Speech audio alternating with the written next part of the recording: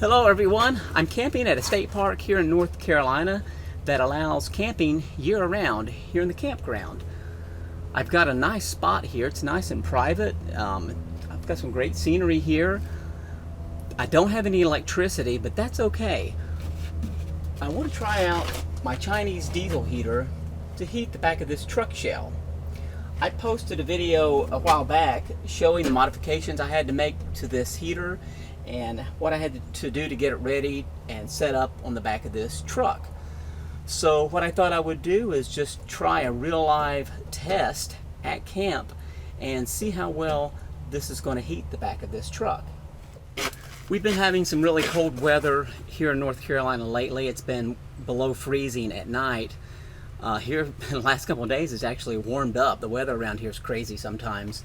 So today it's like 60 degrees.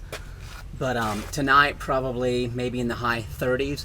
But that's okay, because one of my concerns with this diesel heater is it going to put out too much heat for this little truck shell area? So I've been testing it, and from what I found so far, I think it's going to work out great. I also use this same heater in my basement to heat my workshop at the house. I tested it there, and the heat coming out the other side of this is like 210 plus degrees. And I was a little worried because 210 degrees going into that little truck shell is just going to run me out of there. But the difference is, when I use this at the house, it's mounted in the windowsill on the inside of my shop.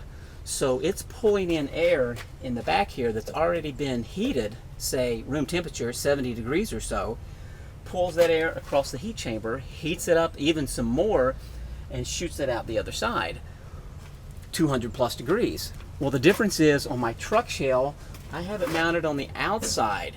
So it's pulling in air, whatever the temperature is outside. So it could be 20 degrees, maybe 30 degrees. So it starts out much colder air, pulls it across the heat chamber, heats it up, and then blows it inside the truck shell.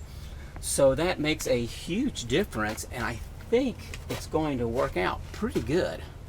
My other concern is, how much power is this going to use? I don't have, the only time I'm going to use this is when I don't have AC power. If I had AC power, I would just plug in a space heater and be done with it. So I'm relying on battery power to run this.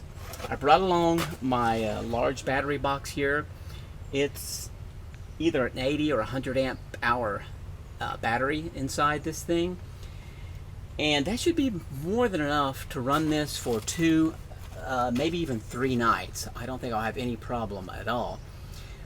One thing I have done for the future, and I will test this out later, I have bought a solar panel and a charge controller I'll use to top those batteries off when I'm camping more than just a couple of nights. So I haven't tested that out yet, but that should keep these batteries topped off if I'm camping for several days. When I run this unit in manual mode, I turn the unit on, it goes through a startup cycle. The glow plug comes on, which ignites the fire. Well, that glow plug pulls around 10 amps, but it only pulls 10 amps for maybe 3, maybe 4 minutes.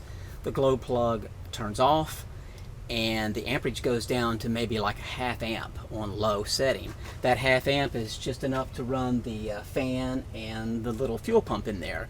So this can just sit there and run all night, just pulling a half an amp for 6, 7, 8 hours until it's time to wake up, and then I'll shut it down. When I shut it down, the glow plug comes back on again. It pulls 10 amps for a couple minutes and goes through its cool down cycle, and it shuts down. So I'm going to stick with the manual mode, and I'll have it probably on the lowest setting, especially tonight. It's not going to be that cold at all. I'll measure the temperature outside and monitor the temperature inside, and see what I come up with. I'll probably, in a couple of days from now, the temperatures are going to be back down in the 20s. So I'll probably do another test just like this, only with colder weather, and also see the results of that test. The other video I have posted shows a little better detail of how I set this up, but it's pretty simple, really. I've got a vent in this panel that came with the heater. It swivels. The diesel heater lines up pretty much perfectly with this vent, and I actually made a little coupling here. I had some ductwork, some 3-inch ductwork, and I just cut out a piece maybe about 3 inches long to connect the two together so I don't lose any heat outside. I also, since I made that video, I put another plate down here on the bottom. That's actually a piece of stainless steel sheeting. Someone commented and recommended me doing that, and I thought that's a great idea. So that is just an extra layer to protect from heat.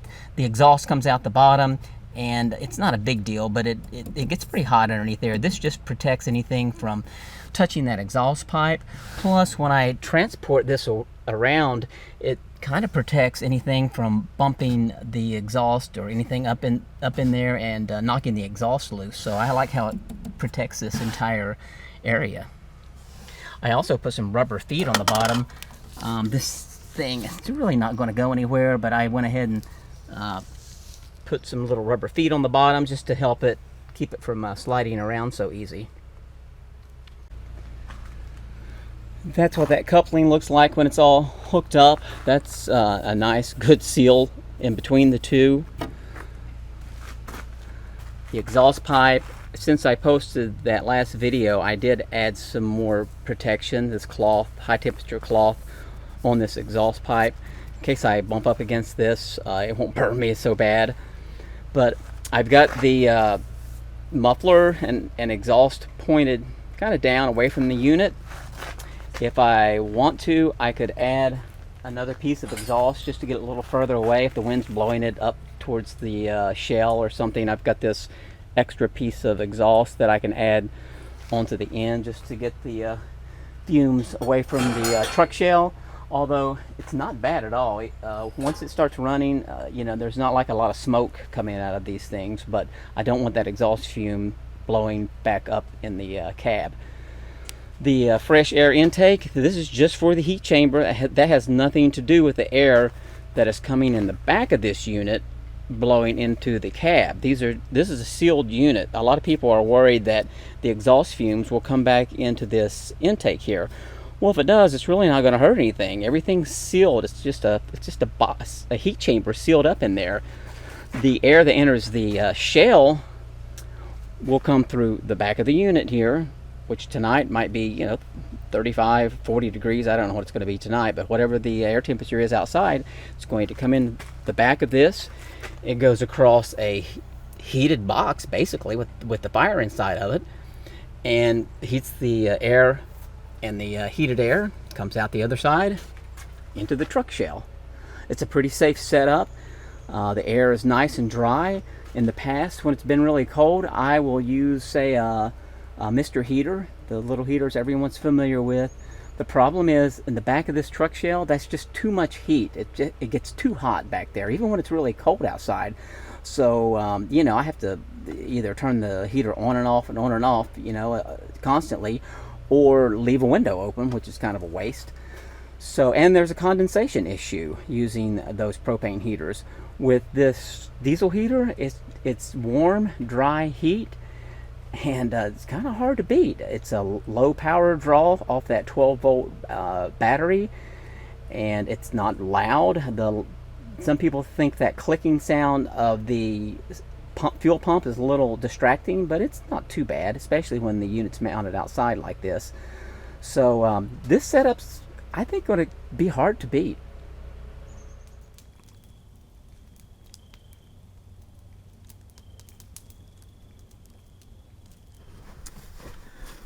Well, it's dark outside now. The temperature has fallen, but it's still 43 degrees.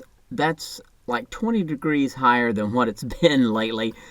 But since I'm testing this heater out, I'm going to go ahead and fire this diesel heater up and just give it a test and see if 43 degree weather is just too warm to use a diesel heater.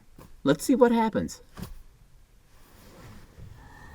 Well, it's been about 30 or 40 minutes, and it is up to almost 76 degrees in this truck shell.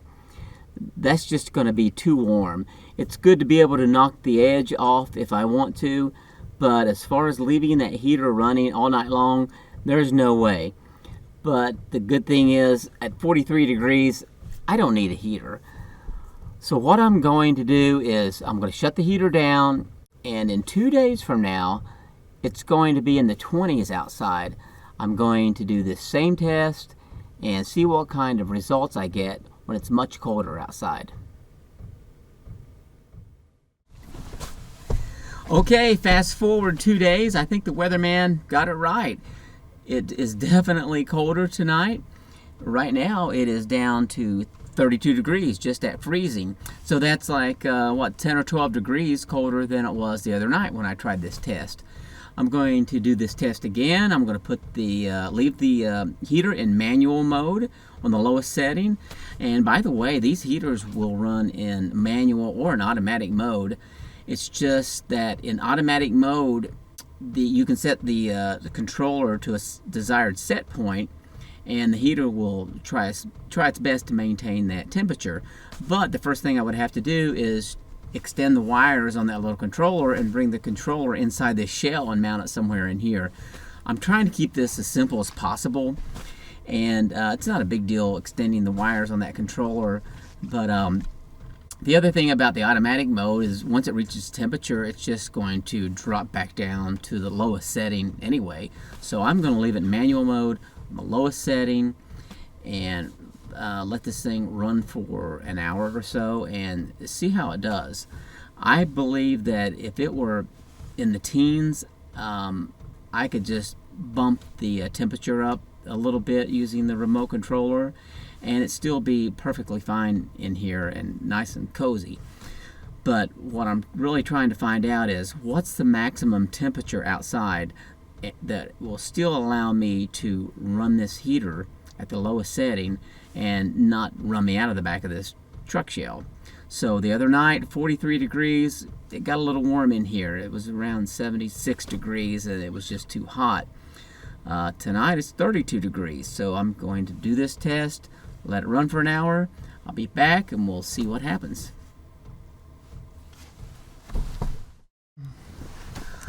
Alright, this heater has been running for over an hour now, and I have good news. It's 31 degrees outside and it is 66 inside. So it feels great in here. I think it's going to maintain that temperature all night long, just running like it is. So I'm going to call that a good test. I think I found a good temperature that I know I can run that heater all night long. And like I said before, if it's in the 40s outside, I really don't need a heater anyway.